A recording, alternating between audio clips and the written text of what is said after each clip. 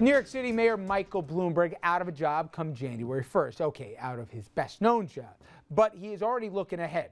Two other mayors' offices to some degree. Bloomberg planning to remain focused on cities, encouraging policies and politics with his own money in these cases, and to continue his view as cities is kind of labs here for large-scale experiments when it comes to public health, economic development, environment, sustainability, etc.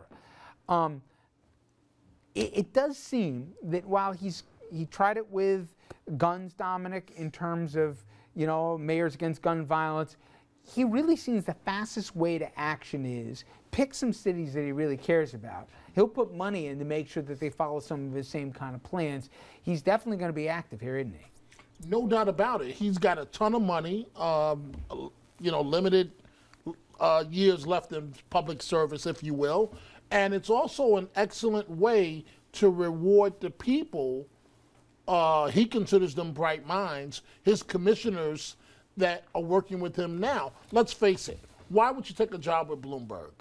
Because you were waiting for the payday when he's no longer mayor. You were hoping to go work for his corporation and make millions. He can't take everybody over to his corporation. So this is a way, just like he's doing with his private bodyguards. But it is interesting, isn't it, though, Dominic, that he chose mayors? Usually when people want to influence, they don't go to the city level. He's going directly to the city level. And when I thought about it, I'm like, it kind of makes some sense. Mayors and governors are the new rock stars more than members in the House and the Senate. They can actually get stuff done. Right, they can get it done. But the point I was making was that the people that were assigned to protect him, he's paying them $150,000 each. They're retiring, getting their pensions from the NYPD, plus collecting $150,000. So if they're doing that, imagine what these commissioners are going to do, his brainchilds, if you will, for these future projects. Didn't work in Colorado, though, interestingly, with the recalls. He put a lot of money into the recall elections after the gun bill passed in Colorado, and they all got voted out. And there was one guy who resigned from office rather than face a recall also. So it'll be interesting to see how influential he can actually be outside of New York. There is a little bit of a taint that comes with New York money in some ways. Now, of course, Bloomberg isn't a former mayor yet, and he is trying to beat the clock, getting a slew of other projects done, or at least past the point where they can be easily stopped before the ball drops on New Year's. As the Times puts it, he is trying to push through more than $12 billion worth of real estate projects in its waning days, trying to solidify the mayor's claim to having transformed the face of New York City and lock in plans before de Blasio takes over January 1. And as we see some of the ambitious projects he's pushing and their hefty price tags, can he and also should he be able to get them done? Tom, everybody knows when the new guy comes in, he has to inherit some of the previous guy's baggage here, whether it be, you know, unfunded mandates or whatever else. Is this a cheap shot by the mayor here, putting this on de Blasio's plate here? It kind of cuts to a certain degree some of the discretionary monies that Bloomberg can or can't spend. I mean, de Blasio can or can't spend on his own pet project. Well, no, because I think that, quite honestly, I mean, he's going to leave the city in very good financial stead going forward. I mean, much better than, you know, a lot of people leave prior administrations. And I think that these are very, very viable, very, very good projects. Now, again, I don't know how Bill de Blasio feels about all of them, but you have a city council that, you know, if they're opposed to it, it's an overwhelmingly Democratic city council, they could halt a lot of this stuff. So it's not as if, you know, he's a king and he says we're going to do this. They've been working together on some of this stuff. And de Blasio's being left, look, he has some disagreements on, you know, the haves and the have-nots and things he's going to, you know, pre-K, et cetera.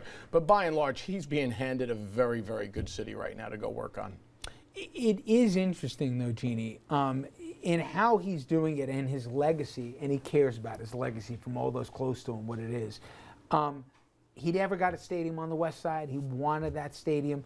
But some of the landmarks, this is really, more than anything, a lot of commercial and really even residential development. I mean, skyscrapers, that's what he is. It's not outer borough stuff, it's Manhattan. I'm not so sure that was the legacy he started off intending. No, I don't know if it's what he started off intending, but, you know, I've been thinking a lot and talking a lot about Bloomberg's legacy, and it is broad. I mean, I absolutely agree with you. Economic development is absolutely a huge part of what he has done, and it may not be what he intended to do, but if you think about in the area of public health, in the area of the environment, certainly in the area of crime, the numbers are absolutely astounding, and if de Blasio could keep them up, God bless him, it's going to be hard. So, you know, it's a wide swath when you look at what he's been able able to accomplish. Of course, he's been in for 3 terms, 12 years, so he had a lot of time to work on it. You know, even things like funding of the public arts that people don't give him a lot of credit for, he did a lot of work there. Now, he may have come in intending to work more on issues like education, and I'm not so sure he was as productive or successful in that area as he wanted to be. Was successful, and at least the mayors that succeed him will have a lot more mayoral control than he had before he got in his money. Not was everybody But you know, when you look at outer borough, though, it's funny. I mean, we go into January 1. Where's the hot place to be? It's not Manhattan. It's Brooklyn. Yeah, and that's he an did outer that. borough. He oversaw You know, and that, you know, and he oversaw a lot of that stuff. Did he though? Yeah, He absolutely did. absolutely did. And you know, and I also think that, you know, we kind of don't, the crime stuff we've now taken for granted.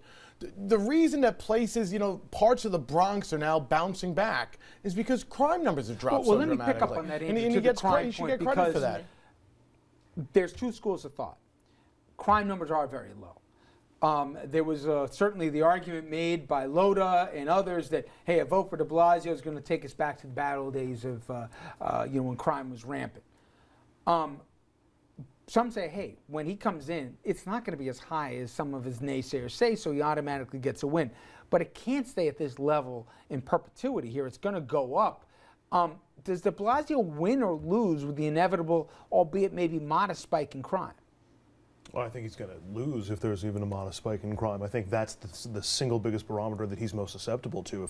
If crime numbers Even if go the perception is going to go through the roof, yeah, even if it's just a little? Even though he hired Bill Bratton, and even though Bill Bratton's not going to get rid of stop and frisk, he's just going to alter it a little bit. If crime spikes or goes up even just a little bit, that's going to be an enormous weight on Bill de Blasio's shoulders. I also think it's interesting that you have all this redevelopment happening even in outer boroughs, but at the same time, we just had the Times piece talking, and his campaign about the 2 New Yorks. I don't know if that helps the problem at all, or if that puts the problem in that much starker contrast, where you have like Willets Point near Citi Field. They're kicking everybody out, and they're going to build a huge development in Willets Point. Meanwhile, you still have people that can't afford to live in Willets Point the way it is now, which is, you know, people sleeping in housing, cars. It's been a long problem. People and have not said a lot of that's, these projects have affordable housing in them. Dom, real quick, crime thing, you agree with Andrew that no matter what, if it goes up even a little under de Blasio, that's a loser for him, or can he say, hey, it didn't fall over the cliff like all you guys said it was? It's exactly the same question that Bloomberg faced when he became mayor. Giuliani had kept the number so low, it was believed they couldn't go any lower. And then guess what? Bloomberg came in with his white knight, Ray Kelly, and they went even lower. The same question is going to happen now. We'll see. That's job 1 for a mayor, isn't it? Oh, job number 1 for this mayor, You yes. keep things safe here, and then the rest here. And keep the buses running. And Richard, I mean, you think about the numbers. 2,000 murders in 1990. We're at 300 this year. That is something that the experts said could never happen, and Dominic is absolutely right. And it's not only if the numbers was terrible for the city. Here we go. It's not only if the numbers actually go up, it's if the perception is that that we are more susceptible to crime. It's the perception that's going to kill him if it changes. Interesting debate when we come back. Can something be banned even if it's not proven to be harmful? That issue and that debate about e-cigarettes going on. I'm curious what the table has to say. Stay with us.